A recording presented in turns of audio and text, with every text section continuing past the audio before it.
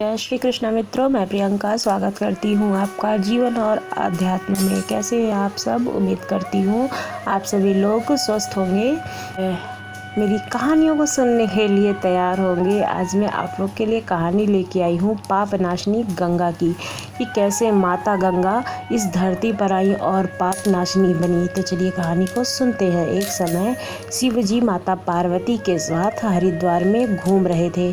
पार्वती जी ने देखा कि सहस्त्रों मनुष्य गंगा में नहा नहाकर हर हर गंगे कहते चले जा रहे हैं, परंतु प्रायः सभी दुखी और पाप परायण है। तब पार्वती जी ने बड़े आश्चर्य से शिव जी से पूछा कि हे देव, गंगा में इतनी बार स्नान करने पर भी इनके पाप और दुखों का नाश क्यों नहीं हो रहा है?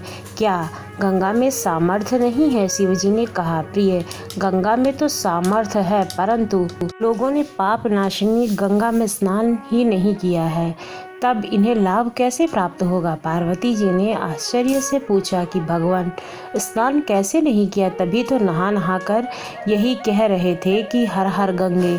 अभी तक इनके शरीर भी नहीं सूखे हैं। शिवजी ने कहा, ये केवल जल में डुबकी लगाकर आ रहे हैं, इन्हें कल इसका रहस्य समझाऊंगा। दूसरे दिन बड़े जोर की बरसात होने लगी। गलियां कीचड़ से भर गई। एक चौड़े रास्ते में एक गहरा गड्ढा था, चारों ओर लपटीला कीचड़ दिख रहा था। शिव जी ने लीला से का रूप धारण किया और दीन विवश की तरह गड्ढे में जाकर ऐसे पड़ गए जैसे कोई मनुष्य चलता चलता गड्ढे में गिर पड़ा हो और निकलने की चेष्टा करने पर भी ना निकल पा रहा हो। पार्वती जी को उन्होंने यह समझाकर गड्ढे के पास बिठा दिया कि तुम लोगों को सुना सुना कर यूं ही पुकारती रहो कि मैं वृद्ध पति की पत्नी हूँ और मेरा वृद्ध पति अकस्मात गड्ढे में गिर पड़े हैं। कोई पुण्य आत्मा इन्हें निकाल कर इनके प्राण बचाए और मुझे असहाय की सहायता करे। शिव जी ने समझा दिया कि जब कोई गड्ढे में से मुझे निकालने लगे तो इतना और कह देना कि भाई, मेरे पति स्वार्थ निष्पाप हैं, इन्हें वही छुए जो निष्पाप हो। यदि आप निष्पाप हैं तभी इन्हें हाथ लगाइएगा, नहीं तो हाथ लगाते ही आप भस्म हो जाएंगे।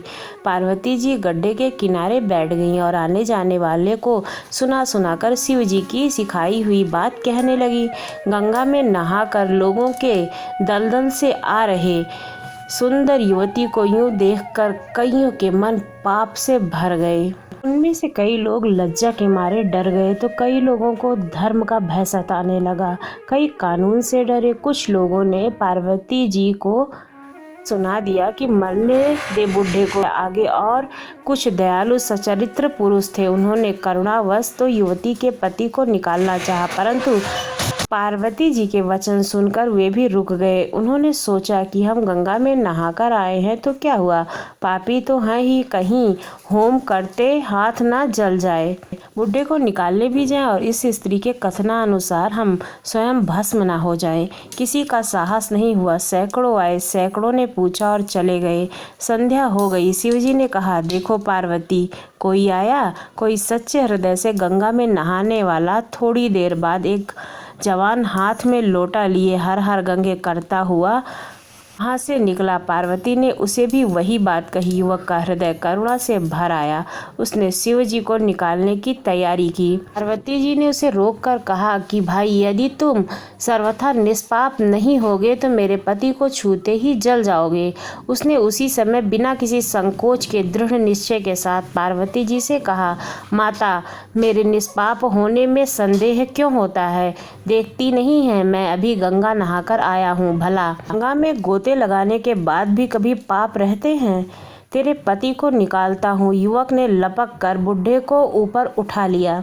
तब माता पार्वती और भगवान शंकर ने उसे सच्चा अधिकारी समझकर अपने दर्शन दिए और भगवान शंकर ने माता पार्वती से कहा कि इस गंगा में सिर्फ एक ही इंसान ने स्नान किया था और किसी ने नहीं किया था। सब दंभ के लिए गंगा स्नान करते हैं, इसलिए उन्हें इसका पुण्य प्राप्त नहीं होता है। इसका यह मतलब नहीं कि गंगा स्नान से कोई फायदा नहीं है। गंगा स्नान से बहुत सारे फायदे हैं। इससे हमारा मन शुद्ध होता है और हमारे सभी पाप नष्ट हो जाते हैं। बस हमें मन की शुद्धता के साथ गंगा स्नान करना चाहिए।